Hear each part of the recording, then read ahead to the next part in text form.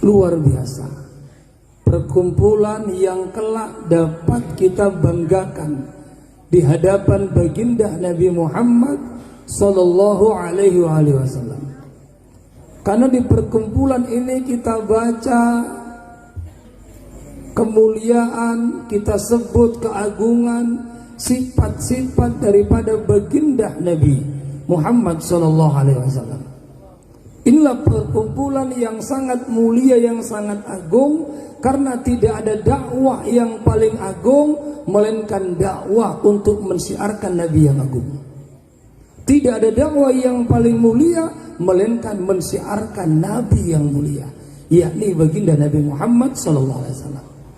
Maka jadikan pertemuan semisal ini pertemuan yang memberikan manfaat kepada kita, bukan cuma di dunia, tapi sampai di akhirat, yang nanti kita saling tarik menarik, saling tolong menolong. Kalau kita mendapat wewenang syafaat, ingat kita yang dulu satu majelis, agar saling membantu tarik menarik untuk masuk ke dalam surganya Allah Subhanahu wa taala, untuk saling melapor kepada baginda Nabi ya Rasul. Itu bawa kita kepada surganya Allah, untuk dibawa ke baginda Nabi Muhammad sallallahu alaihi wasallam. Karena ini majelis yang dapat kita banggakan di hadapan baginda Nabi. Kita sebut-sebut Rasulullah, kita agungkan Rasulullah, kita sebut-sebut Allah. Ingatlah malam ini Allah Dzul Jalali wal Ikram, Allahul Jalal Jalal itu mengingat kita, karena kita dari tadi menyebut-nyebut Allah. Dari awal kita sudah baca Ratib Al-Hadad, kita berzikir la ilaha illallah, berapa qasidah yang kita lantunkan, kita agung-agungkan Allah. Maka tidaklah kita mengingat Allah melainkan Allah akan ingat kepada kita. Maka sungguh malam ini kita adalah orang-orang yang diingat oleh Allah Subhanahu wa taala.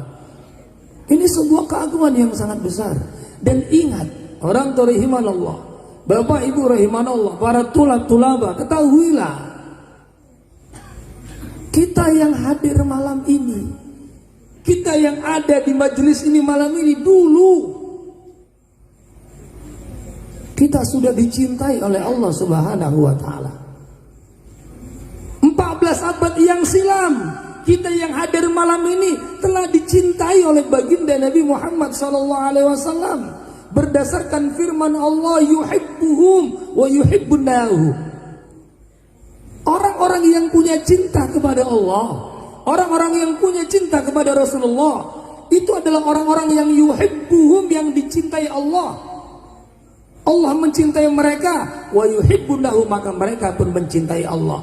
Rasul mencintai mereka, maka mereka pun mencintai Rasulullah. Kenapa malam ini kita senang hadir dalam majelis maulid, menyebut-nyebut Rasulullah? Kita punya mahabbah karena 14 abad yang silam kita sudah ada di hati baginda Muhammad sallallahu alaihi wasallam.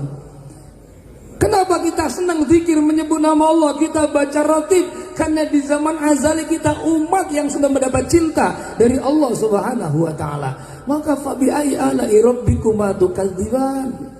Nikmat Tuhan manakah yang kamu dustakan? Tidak ada nikmat teragung, tidak ada nikmat terbesar melainkan nikmat mendapat cinta dari Allah, nikmat mendapatkan cinta daripada baginda Nabi Muhammad sallallahu alaihi wasallam. Maka beruntunglah kita orang tua iman Allah, beruntunglah kita Bapak Ibu iman Allah, para tulab. Maka jadikan mahabbah itu kekal di hati kita. Karena ketahuilah baginda Nabi Muhammad sallallahu alaihi wasallam, beliau adalah muara dari segala kemuliaan. Baginda Nabi adalah sumber dari segala kemuliaan. Bahkan para nabi-nabi itu mendapatkan kemuliaan daripada baginda Nabi Muhammad sallallahu alaihi wasallam. Wa kulluhum min rasulillahi multamisun gharfan minal bahri wa rasfan minad diyami. Semua nabi-nabi mereka mendapatkan bagian daripada Rasulullah. Ada kalanya seciduk gayung daripada air laut, ada kalanya setetes air daripada air hujan, mereka dapatkan daripada baginda Nabi Muhammad sallallahu alaihi wasallam. Beliau baginda Nabi adalah muara dari segala kemuliaan. Kita dulu dicintai baginda Nabi, di hati baginda Nabi. Makanya malam ini kita mencintai baginda Nabi. Kita orang-orang yang mendapat kemuliaan daripada baginda Nabi Muhammad sallallahu alaihi wasallam. Maka beruntung Bapak Ibu rahimanallah, beruntung hadirin rahimanallah, kita yang senang hadir dalam majelis semisal ini, karena kita orang-orang pilihan yang mana kita mendapat cinta dari Allah dan mendapat cinta daripada baginda Nabi. Dan ingat bahwa seseorang itu akan mendapatkan kemuliaan, atau sesuatu apapun akan mendapatkan kemuliaan apabila sesuatu itu bernisbat kepada baginda Nabi Muhammad sallallahu alaihi wasallam. Waktu-waktu itu tidak sama. Waktu-waktu itu tidak sama. Ada Senin, ada Selasa, ada Rabu, ada Kamis. Tadi sampaikan Ustaz Royan, karena berbedanya waktu sampai motong kuku saja punya fadilah yang berbeda. Senin, Kamis, Jumat, ini berbeda kemuliaannya. Senin dan Kamis dan Jumat juga punya kemuliaan. Dalam satu minggu yang paling mulia adalah hari Jumat, Sayyidul Ayyam. Sampai-sampai motong kuku sunahnya Senin, Kamis, Jumat.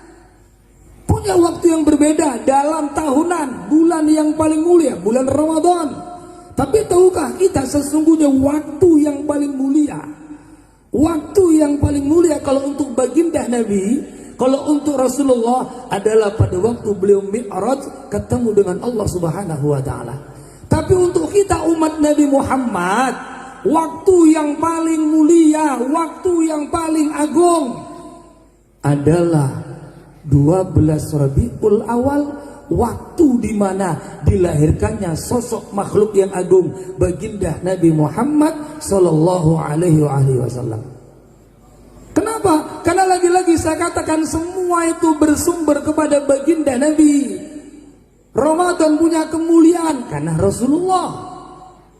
Senin, Kamis, Jumat punya kemuliaan karena Rasulullah. Semua bernisbat kepada baginda Nabi Muhammad sallallahu alaihi wasallam. Semua bernisbat kepada Rasulullah. Semua tatkala ingin punya kemuliaan nisbatkan kepada baginda Nabi. Bahkan tempat-tempat juga berbeda-beda. Tempat yang paling mulia apa? Masjid. Yang kemarin sudah kita ceritakan tentang Sesari Al-Mutawali. Di saat ada Basul Masail di kota Mesir, ada satu yang bertanya, seorang pemuda, dia tanya, air mandinya Rasul kemana? Ini orang ulama bingung, dari mana? Kemana air mandinya Rasulullah? Maka orang-orang Mesir masa itu, mereka tidaklah punya problem kecuali baca sholawat, masuk kamar, malam mimpi ketemu Rasulullah, bertanya kepada Rasul. Diamalkan mimpi ketemu Rasul, ditanya, ya Rasulullah di mana? Rasul jalan bersama pemuda yang bawa lampu, yang dampingi Rasulullah. Air mandi panjenengan pada waktu mandikan jenazah jenengan itu airnya kemana? Oh, tidaklah air itu jatuh ke bumi sebelum jatuh, melainkan telah diserap oleh matahari. Dan tidaklah bumi yang kejatuhan air bekas mandinya Rasulullah, melainkan berdiri di sana masjid-masjidnya Allah, musolah-musolah. Makanya tempat yang paling utama masjid. Kenapa? Nisbat ke Rasulullah. Nisbat ke Rasulullah. Mana lagi tempat yang mulia? Maka Madinah. Kenapa? Karena itu tempat dinisbatkan kepada Rasulullah. Mekah tempat lahirnya Rasulullah, Madinah kotanya Nabi. Dan tahukah kita tempat yang paling mulia di atas seluruh dunia, bahkan mengalahkan aras, mengalahkan surga, mengalahkan apapun. Tempat yang paling di dunia ini bukan aras, bukan surga, tapi kuburnya baginda Nabi Muhammad sallallahu alaihi wasallam. Kenapa? Di dalamnya dinisbatkan kepada kekasih Allah, makhluk yang agung, baginda Nabi Muhammad sallallahu alaihi wasallam. Maka sungguh setiap apapun yang bernisbat kepada baginda Nabi, dia akan menjadi mulia. Maka kuburnya Nabi tempat yang paling mulia. Sehingga salah orang kalau umroh, dia nggak mau ziarah ke Nabi. Salah. Orang yang bahkan dikatakan dalam hadis, yang datang ke kota Mekah, datang ke Madinah, tidak punya niat lain-lain kecuali hanya untuk ziarah Nabi, laisa lahu hajatun ila ziarah Nabi, nggak punya hajat apapun kecuali hanya ziarah Nabi, maka wajib alayya, haqqun alayya syafaati yaumil qiyamah. Kata Rasul, dia wajib mendapatkan syafaatku di yaumil qiyamah. Padahal tangga enggak ngapain, cuman pengen ziarah Nabi, wajib dapat syafaat daripada baginda Nabi Muhammad SAW. Apa? Bernisbat kepada baginda Nabi. Maka ketahuilah, ardun, bumi yang mulia, bumi yang paling seneng, yang paling bangga di antara bumi yang lain, bumi tempat yang di dalamnya digunakan untuk, yang di atasnya digunakan untuk menyebut nama Allah dan menyebut nama baginda Rasulullah Sallallahu Alaihi Wasallam. Maka tatkala ada bumi, ada tanah seperti tempat malam ini, ada rumah, yang rumah itu dibacakan zikir, yang rumah itu dibacakan selawat, yang rumah itu digunakan Sayyidul Madah. Gelarnya Sayyidul Madah, tuannya pemuji. Siapa itu? Imam Al-Busiri. Berapa banyak syairnya? Hamziah, yang terkenal Burda. Dia karang Burda. Siapa ini Imam Busiri? Imam Busiri ini orang yang sastrawan, pemuji para bangsawan. Kalau ada bangsawan yang pingin punya ini, dipanggil untuk memuji dia. Kemudian dibuat kalimat-kalimat berdusta untuk memuji sang bangsawan. Terlena. Suatu hari dia kena penyakit palij. Penyakit palij itu apa? Penyakit lumpuh, stroke. Dia berpikir, masa seumur hidupku hanya untuk memuji raja-raja, memuji para bangsawan. Aku nggak maulah. Aku ingin memuji Rasulullah.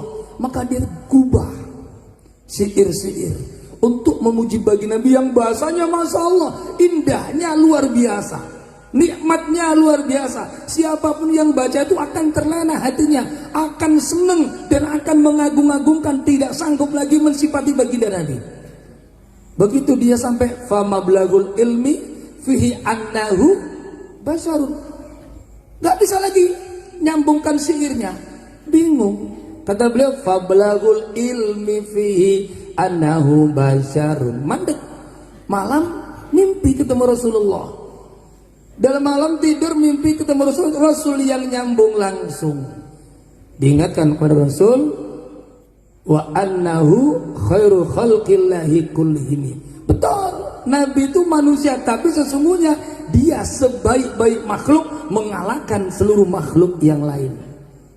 Maka di qasidah beliau itu juga dikatakan faqan nabiyina fi khalqin wa fi khuluqin wa lam yudanuhu min ilmin wala karamin. Nabi Muhammad melampaui di atas seluruh nabi, baik ketampanannya maupun akhlaknya, dan tidak ada satu nabi pun yang bisa mendekati beliau, baik akhlaknya maupun ilmunya. Ini gubahan syairnya Syekh Busiri. Maka paginya terbangun dia langsung dikarang lagi.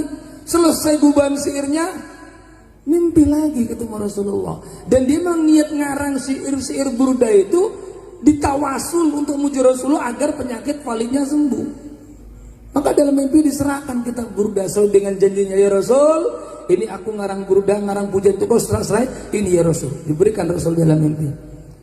Dan dia minta supaya kiranya dengan barokah syafaat bagi Nabi disembuhkan validnya. Sama Rasul diberikan burdahnya Rasulullah, kemudian dielus-elus kakinya, terbangun dari tidur, lumpuhnya hilang, stroke-nya hilang, sembuh Imam Busiri. Kenapa? Dia memuji baginda Nabi Muhammad SAW. Dia menisbatkan baginda Nabi Muhammad SAW untuk dirinya. Maka ketahuilah, tidaklah orang-orang yang menisbatkan dirinya kepada baginda Nabi, melainkan orang itu akan mulia. Ini tempat yang tadi kita nisbatkan ke Rasulullah, kita sanjung-sanjung Rasul, ini tempat akan jadi tempat yang mulia. Kelak akan bersaksi berapa orang kita sebut nama Nabi tempat ini. Ini kelak bersaksi, ya Allah, aku ini musola Abi Husni, aku ini tanah Abi Husni, tanah Batono. Dulu di tempatku orang-orang bersolawat memuji kekasihmu, berzikir mengagungkan Kau ya Allah. Hari ini aku mau orang-orang yang dulu di atasku ya Allah, aku ingin ikut menjadi berat timbangannya ya Allah. Apa gak berat ini? Satu lapis bumi. Ya apa berarti? Satu kertas yang isi solawat aja bisa mengalahkan amal dosa yang begitu banyak.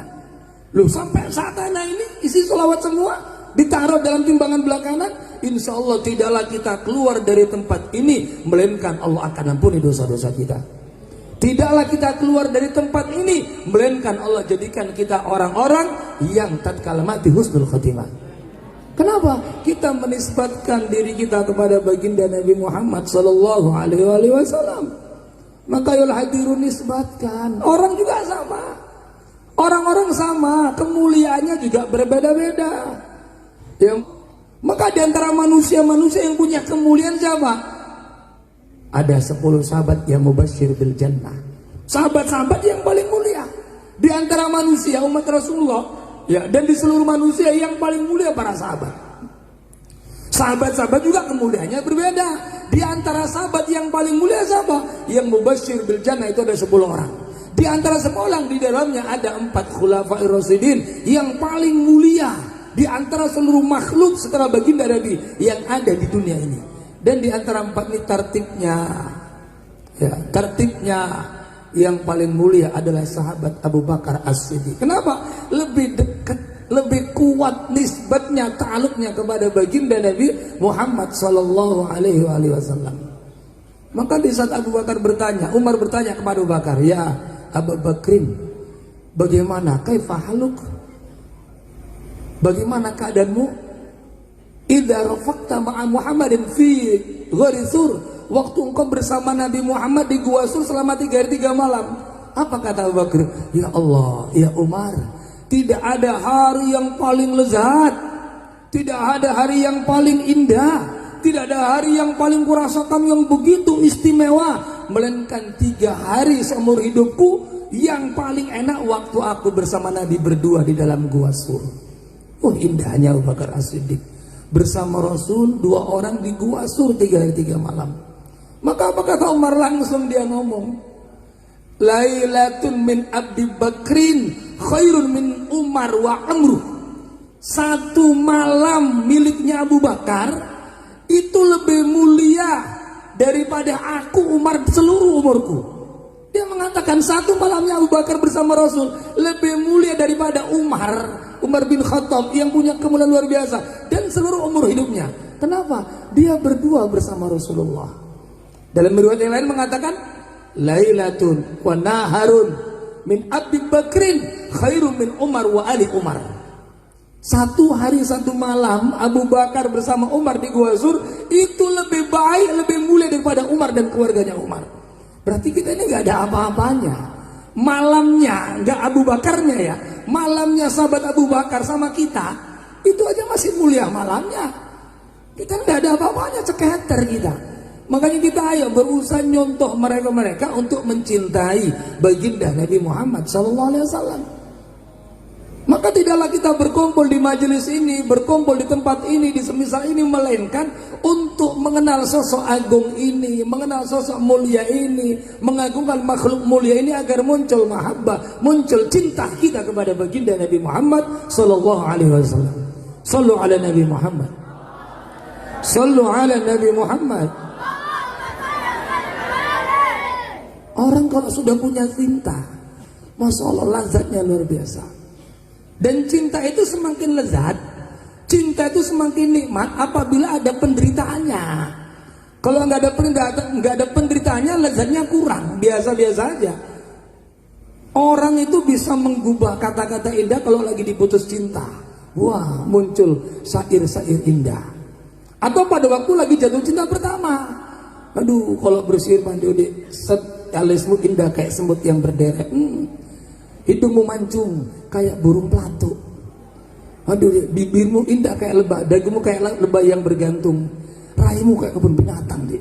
Itu kalau kita muji orang, maka jangan memuji orang. Ya. Orang kalau sudah menderita, Masya Allah, muncul cinta itu begitu menggebu-gebu. Bagaimana sahabat Abu Bakar waktu ditinggal wafat baginda Nabi, dia menepis di rumah nangis merengek kayak anak kecil. Nangis kayak anak kecil, merengek, nangis sedihnya gak tanggung. Sahabat Abu Bakar ditinggal wafat, hatinya kacau. Hatinya kacau. Maka istrinya lah Sayyidah Asma bin Umays yang menenangkan sahabat Abu Bakar. "Ya zauji, suamiku, tenang, uskun, tenang, antengkan hatimu. Yakin kau akan bersama Rasulullah sebentar lagi sebagaimana kau bersama Rasul di dunia. Baru agak anteng hatinya mendapat ketenangan daripada istrinya Asma bin Umais.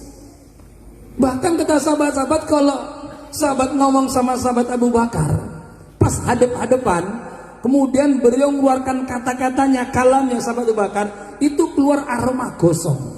Ditanya, ya Abu Bakrin, aku kalau melihat engkau bernapas, mencium engkau bernapas seperti keluar aroma gosong. Apa kata beliau? Iya, aroma gosong yang keluar ini sebab terbakarnya hatiku menahan rindu kepada baginda Nabi Muhammad Sallallahu Alaihi Wasallam. Begitu besar cintanya Bakar.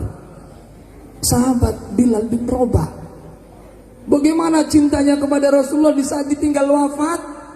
Dia ngomong sama Abu Bakar, ya Abu Bakrin, aku cukup lah, aku gak mau lagi di Madinah. Loh kenapa? Aku gak sanggup tinggal di Madinah. Aku dulu di Madinah ini, kalau aku gak bangun duluan, Rasul bangunkan aku. Kemudian kalau aku azan, Rasul nengok aku nengok Rasulullah. Betapa indahnya hidup ini. Dan sekarang gak sanggup menahan gejolak rindu itu. Aku mau pergi aja lah, mau merantau. Merantau sahabat Abu Bakar, sahabat Bilal bin Rabah. Berapa lama merantau, mimpi ketemu Rasulullah. Abu Bakar, apa Bilal, kau lupa ya sama aku, gak mau ziarah ke tempatku. Terkejut bangun dia, cerita kepada istrinya, langsung berangkat. Ketemu Abu Bakar, ya Bilal, azanlah untuk mengenang sebagaimana kita hidup di masa Rasul. Enggak Abu Bakar, aku gak mau azan lagi. Aku gak sanggup ingat Rasulullah, gak kuat aku. Dimaklumi sama Abu Bakar. Ketemu Umar sama. Tapi tatkala kedua cucunya ngomong, Hasan Husain, ya Bilal bin Rabah, ya Ami, azin lana, azan untuk kami, ya Ami, hai paman. Astagfirullah Rasulullah, aku rindu kepada Rasulullah. Asuqailah Rasulullah, aku rindu. Azan ya paman. Apa katanya? Aku enggak berani nolak permintaan cucu baginda Nabi, karena aku takut kalau aku ditolak permintaanku kepada Rasulullah. Maka jangan coba-coba nolak permintaan cucu baginda Nabi. Jangan coba-coba. Takutnya kelak permintaan kita ditolak sama Rasulullah. Akhirnya azan. Begitu azan, orang-orang Madinah diam terpaku kayak patung. Kata ya Rasulullah, Rasul hidup, geger orang batin. Semua bingung, ini Rasul hidup, kita hidup di masa Rasulullah. Maka orang diam, berbondong-bondong, tutup semua kiosnya, datang ke Masjid Madinah. Begitu mendengar lafaz asyhadu anna Muhammadar Rasulullah dari Bilal bin Rabah, kota Madinah tidak pernah setelah wafatnya Rasulullah, seluruh kota itu nangis seperti nangisnya waktu Bilal mengucapkan azannya asyhadu anna Muhammadar Rasulullah. Bahkan Bilal pun gak sanggup, jatuh pingsan. Kenapa? Menahan gejolak rindu kepada baginda Nabi Muhammad Sallallahu Alaihi Wasallam. Sallu ala Nabi Muhammad. Dan Bilal mendapat kemuliaan. Orangnya belum di surga, sendalnya di surga. Kenapa? Menisbatkan dirinya kepada baginda Nabi Muhammad Sallallahu Alaihi Wasallam. Kok jangankan, mohon maafnya, kok jangankan orang yang jamadat, benda mati saja, hidup tapi mati gak bisa ngomong, punya rindu ke Rasulullah. Di saat Rasul di Madinah, sebelum ada ada mimbarnya, Rasul kalau khutbah itu menyandar ke pohon kurma, bersandar ke pohon kurma. Kemudian beliau, suatu hari ada ibu-ibu Ansar yang datang, ya Rasul, aku punya anak tukang kayu, Najar. Dia tukang buat kayu, boleh nggak kalau aku buatkan mimbar untuk panjenengan? Oh monggo silakan. Insita, fadal. Kata Rasulullah, pulang dikerjakan. Jumat besok mimbar sudah datang. Maka Rasul naik ke mimbar, ada 3 tangga. Khutbah di sana. Begitu khutbah terdengar rintian kayak anak kecil merengek. Semakin lama semakin kencang suara rintian tersebut. Sahabat bingung, ini suara dari mana ini? Kok kuat kali sampai nggak kedengaran khutbahnya Rasulullah, saking kencengnya suara tangisan kayak anak kecil merengek. Rasul karena punya rahmat yang begitu luar biasa, turun dari tangga, jumpa itu pohon kurma, dipeluk. Kemudian Rasul kayak ngomong, memang ngomong sama itu pohon kurma, reda. Rasul naik menyambung khutbahnya, kemudian katakan, tahukah kamu kenapa tadi itu pohon kurma menangis? Karena berpisah denganku. Padahal berpisahnya berapa meter. Dulu Rasul kalau khutbah bersandar, kemudian Rasul khutbahnya di atas mimbar, gak lagi bersandar. Karena ini pohon kurma telah merasakan kelazatan cinta kepada Rasulullah, merasakan kenikmatan cinta kepada Rasulullah. Begitu ditinggal berapa meter saja sudah gak kuat, nangis merintih. Maka orang kalau sudah punya cinta yang menggelora, yang sudah cinta yang menggebu-gebu, ditinggal sama yang dicintai, waduh nangisnya luar biasa. Makan nasi terasa air, terasa duri, minum air terasa batu, nggak enak, nggak enak. Tapi kalau udah cinta, kayak kambing bulat-bulat, dimakan jadi coklat. Nah ini dia, kalau udah cinta, nggak peduli bagaimana Qais sama Laila. Ada anjing yang kotor yang datang ke rumahnya dari arahnya Laila, diurus. Dia katakan, nih anjing, aku tahu kau kirim salam daripada Laila, ku asuh, ku urus, ku sampai sembuh. Itu Qais. Kenapa? Dia sudah merasakan lazatul mahabbah. Maka ini pohon kurma juga semacam itu, sudah merasakan lazatnya cinta kepada baginda Nabi. Dan tahukah kalian aku apa katakan kepada ini pohon kurma? Aku kata, hei pohon kurma, pilih dua pilihan. Aku kembali bersandar kepada engkau, tapi sebatas kita di dunia pertemanan. Atau hari ini kau diam, jangan pernah nangis lagi, tapi engkau nanti akan bersamaku di surga. Kalau gitu Rasul, aku milih yang kedua. Pohon kurma punya cinta kepada Rasulullah, sudah merasakan kelezatan. Kalau tadi aku tidak berikan tawaran kepada pohon kurma, sampai hari kiamat itu kurma akan nangis, kata Rasulullah. Saking cintanya kepada baginda Nabi Muhammad sallallahu alaihi wasallam. Maka ini pohon kurma kelak ada di surga bersama baginda Nabi Muhammad sallallahu alaihi wasallam. Lu kalau pohon kurma yang punya cinta ke Rasul masuk surga, masa kita umatnya yang punya cinta nggak masuk surga? Masa kita umatnya yang punya mahabbah nggak masuk surga? Yang menyebutnya Rasul nggak masuk surga? Yang mengaku Rasul nggak masuk surga? Rasul ada ni'matul kubra wa ni'matul uzma untuk kita umatnya. Untuk umat yang pendosa besar, Nabi itu syafaat dari kabair, syafaatku untuk pendosa besar, apalagi untuk kita umatnya yang senang menyebut-nyebut baginda Nabi. Maka insyaallah kita yang sedang hadir di malam Maulid, senang menyanjung-nyanjung baginda Nabi, menyebut-nyebut baginda Nabi, insyaallah kita akan diagungkan oleh Allah, dimuliakan Allah, mendapat syafaat daripada baginda Nabi Muhammad sallallahu alaihi wasallam. Mudah-mudahan kelewatan, seharusnya jam 11 lewat 10 menit. Ya, saking serunya ini. Kalau diceritakan masih panjang lagi, tapi kita tutup biar besok ada cerita lagi. Ya.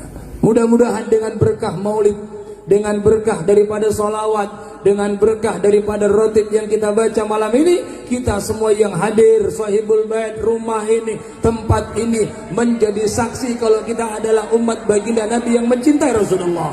Sehingga telah dimudahkan kita waktu sakaratul maut, sehingga kita menjadi orang-orang yang dimudahkan urusan kita dunia wal akhirah. Dimudahkan Allah, dikabulkan segala hajat-hajat kita, disembuhkan segala penyakit-penyakit kita, penyakit jiran tetangga yang ada di tempat ini, penyakit keluarga sebul bait, penyakit kita, keluarga kita, Allah sembuhkan dengan sebab maulid dan syafaat baginda Nabi. Mudah-mudahan berkah maulid syafaat baginda Nabi, kita yang sering hadir, yang senang hadir, yang buat acara berkah maulid Nabi, kita semua yang punya hutang dicepatkan bayar hutang, yang belum dapat jodoh dicepatkan dapat jodoh, yang laki-laki jodohnya cantik soliha, yang perempuan jodohnya ganteng solih, ahli ilmu berakhlakul karimah. Mudah-mudahan berkah maulid kita semua yang hadir di tempat ini